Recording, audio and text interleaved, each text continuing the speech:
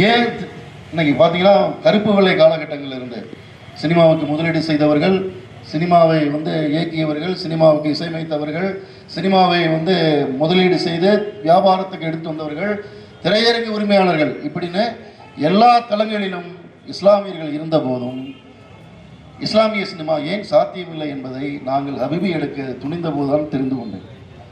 ஏன்னா அவ்வளவு பிரச்சனைகள். என்ன பிரச்சனைகள்னா,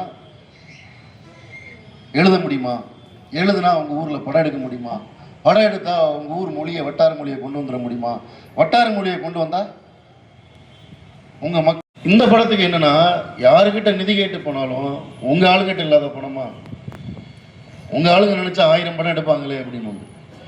அப்போ ஒரு கட்டத்துக்கு உங்க ஆளுகிட்ட இல்லாத பணமான்னு தள்ளிட்டு நம்ம ஆளுங்க கிட்ட நம்ம வரும்போது யாரெல்லாம் இங்கே கூட நின்னான்னு கேட்டிங்கன்னா, நீங்கள் பார்த்தீங்கன்னா பெரிய பெரிய மால் கண்ணாடியில் போட்டு ஏசி போட்டு பெரிய பெரிய பிஸ்னஸ் பண்ணுவாங்க, பெரிய பெரிய வளாகங்களில், வணிக வளாகங்களில்.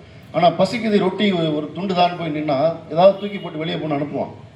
ஆனால் அந்த தள்ளு வண்டியில் பழம் வைக்கிறாங்கல்ல, அந்த வயதான பெரியவர்கள், நலிந்த ஏழைகள் 11 மணி 12 மணிக்கு பழத்தை விற்றுட்டு திரும்பி போகும்போது 2 பழத்தை பிடிச்சி ரோட்டில் கொடுத்துட்டு போவாங்க. ஸோ எப்போவுமே எளியவனுக்காக எளியவனின் இதயம் தான் துடித்து கொண்டே இருக்கிறதுங்கிறத நாங்கள் அந்த படத்தில் புரிஞ்சுக்கிட்டோம்.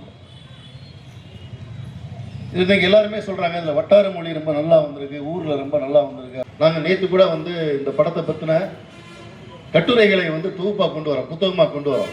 அதுக்காக நான் என்னோட உதவியாளர்களோட அந்த தொகுப்பை பார்க்கும்போது கிட்டத்தட்ட 750 பக்கங்கள் இருக்கு. 750 பக்கங்களுக்கு எழுதியிருக்காங்க. இன்னைக்கு ஒரு 4 கட்டுரைகள் எழுதியிருக்காங்க. அப்போ இது எப்படி சாத்தியப்படுதுன்னா, எழுதியவர்கள் எல்லோருமே நான் முஸ்லிம்ஸ்.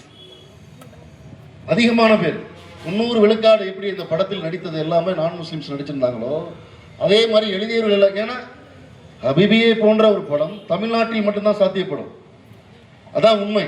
ஏன்னா அந்த மாமன் மச்சான் இருக்கக்கூடிய அந்த மத நல்லிணக்கமான ஒரு உறவு இருக்கு இல்லையா, அது வேற எங்கேயுமே கிடையாது. ஸோ அது ஒன்று. அப்புறமா சேயன் இப்ராஹிம் சார் ரொம்ப அழகான. ஸோ இங்கே என்ன பிரச்சனைனா, ஒரு சினிமா எதுவுமே செய்யாதுன்னு நம்ம வாதிட்டோம்னா, நிச்சயமாக ஒரு சினிமா எதையுமே செய்யலைன்னா அப்போ ஏன் நம்மளை தவறாக மோசமாக சித்தரிக்க படங்கள் வரும்போது தப்பாட்டம் ஆடுறோம், ஏன் தடுப்பாட்டம் ஆடுகிறோம்? சினிமா தான் ஒன்றும் செய்யாதில்ல. அப்போ நமக்கு தெரியுது சினிமா பவர்ஃபுல்லான விஷயம். கடந்த 15 வருடங்களாக சினிமா மாதிரியான ஒரு ஊடகம் இஸ்லாமியர்களை மோசமாக சித்தரித்தது போல் வேற எந்த துறையுமே சித்தரிக்கலை. எல்லா விஷயத்திலையுமே ஹலால் இருக்கு, ஹராம் இருக்கு. எதை நாம் எந்த பர்பஸுக்காக எந்த நோக்கத்திற்காக பயன்படுத்துகிறோம் அப்படிங்கிறதுக்கு நல்ல நோக்கத்துக்காக செய்யக்கூடிய அது இறைவன் அதை கவனித்துக் கொண்டிருப்பான்.